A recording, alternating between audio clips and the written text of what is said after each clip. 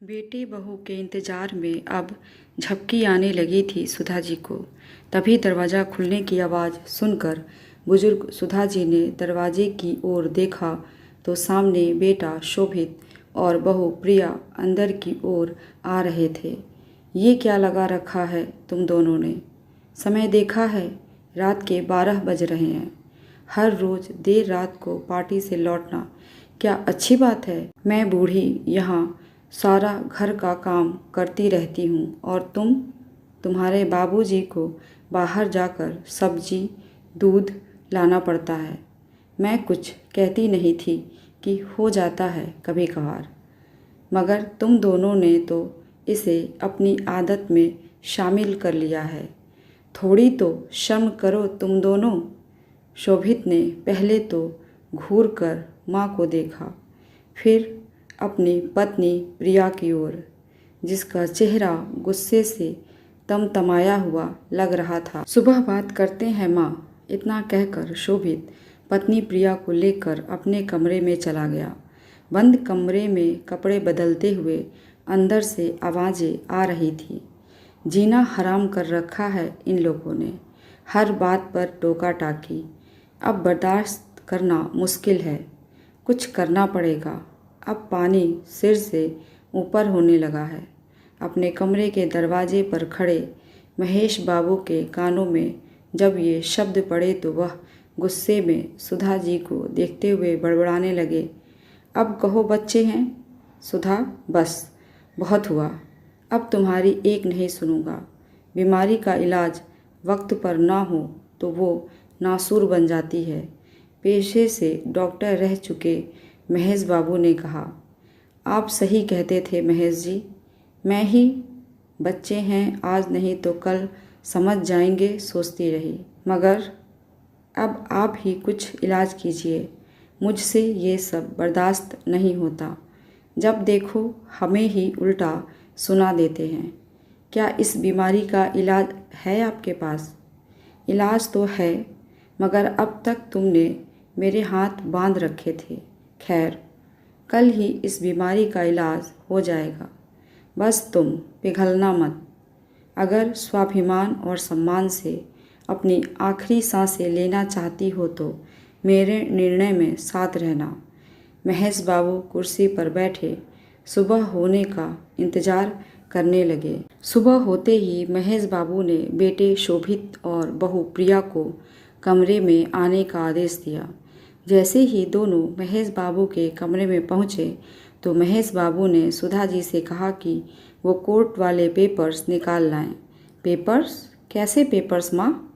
शोभित ने पूछा तो वहीं प्रिया ने तीखे लहजे में कहा, मुझे काम से बाहर जाना है, जाने में देर हो रही है। जो कहना हो जल्दी कहिए, बस जरा सा वक्त बेटा। महेश बाबू उठे और स्वयं ही लॉकर से पेपर निकालते हुए बोले और फिर कुर्सी पर बैठकर चश्मे लगाकर पढ़ने लगे। ये कोर्ट के एग्रीमेंट पेपर हैं शोभित। तुझे याद होगा तेरे 18वें जन्मदिन पर जब तूने सबसे महंगी वाली बाइक मांगी थी, तब मैंने तुझसे ये पेपर साइन करवाए थे और तूने मुस्कुराते हुए सहमति जताई थी। क्या है इन पेपर्स में? प्रिया एकदम से सक्रिय हो उठी, जबकि शोभित अभी तो सोच में ही था।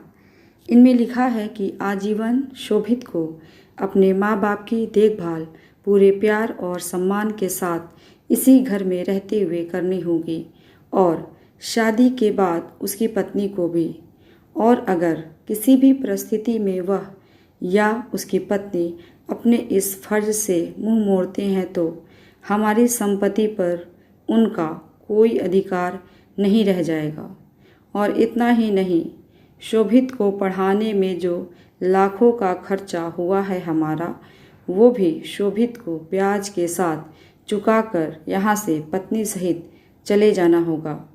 इतना पढ़कर महेश बाबू ने पेपर की फ़ोटोकॉपी प्रिया के हाथ में थमा दी और कहा, बेटा जाने में देरी हो रही थी ना तुम्हें, तो जाओ फिर आराम से पढ़ लेना इन पेपर्स को। प्रिया के तो जैसे होश ही उड़ गए। मगर पापा जी, माँ जी, आप हमारे साथ ऐसा कैसे कर सकते हैं? मेरा मतलब, हम कैसे इतना पैसा? और हम कहाँ जाएंगे? शोभित थोड़ा हकलाते हुए बोला। रात को तो तुम कह रहे थे कि पानी सिर से ऊपर, कुछ करना पड़ेगा, वगैरह वगैरह। अब क्या हुआ पापा? वो शोभित प्रिया को देखकर बोला। हाँ पापा जी, हमें माफ़ कर दीजिए। वो हम बच्चों से गलती हो जाती है तो बड़े उन्हें माफ़ कर देते हैं। आप भी हमें माफ़ी। प्रिया थोड़ा सा धीमी आवाज़ में सिर झुका कर बोली। बेटा, जख्म जब इलाज हो जाए तो उसको काटना ज़रूरी हो जाता है। ये बात हम दोनों बखूबी जानते हैं। क्यों शोभित, सही कहा ना मैंने? खैर, अगर आगे से जिम्मेदार और सावधानी बरतने का वादा करो तो कुछ समय दूसरी दवा से इलाज करने की परमिशन दे सकता हूँ। जैसे कि आज से, बल्कि अभी से। रसोई घर तुम्हारे जिम्मे और बाहर से सामान वगैरह लाने की जिम्मेदारी तुम्हारी शोभित।